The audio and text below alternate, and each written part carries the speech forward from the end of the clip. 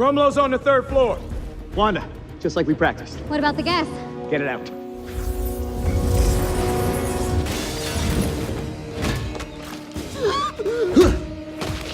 The first movie we'll be looking at in this superhero episode is Captain America: Civil War. We only recently saw Batman and Superman battle it out in Dawn of Justice, and now two of Marvel's most iconic heroes are at each other's throats. Captain America and Iron Man each gather a whole army of other heroes for their epic showdown. What I think is nice about where they're pushing him is that it's the first time Steve doesn't really know the answer. I mean, the first Captain America, it's pretty clear Nazis are bad. We can all agree with that. Captain America 2, it's SHIELD is being run by Hydra. No conflict there. The Avengers movies, aliens are no good. We want to fight them. It's always pretty cut and dry for him to know which side of the coin to fall on, and this one is why this is tricky. This conflict is a little more akin to day-to-day struggle that we all go through, where there's no right and there's no wrong. There's a point of view, and I think it's hard for him to understand what the right thing to do is. New York, Washington, D.C., Sokovia. Okay, that's enough.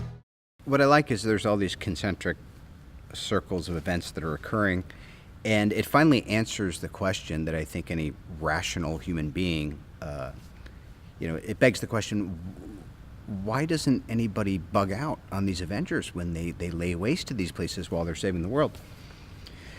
And I thought, well, cool, it's about time. But then it creates all this new problem set that needs to be addressed. Captain, people are afraid.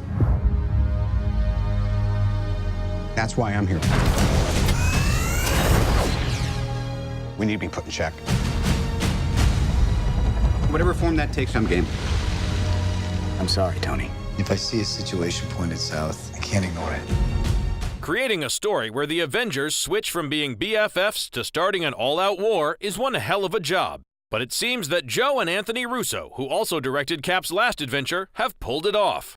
We went to a lengthy script process, very similar to the work that we did on, all of us did together on Captain America: Winter Soldier.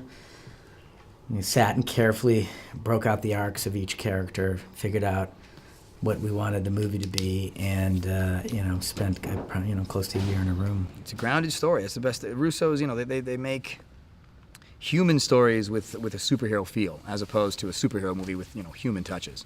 They're just it's real storytelling about genuine family conflict.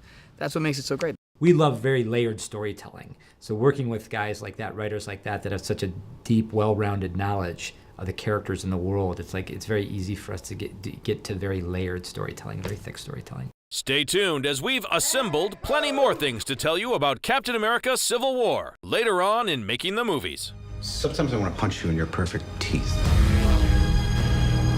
I know we're not perfect, but the safest hands are still our own.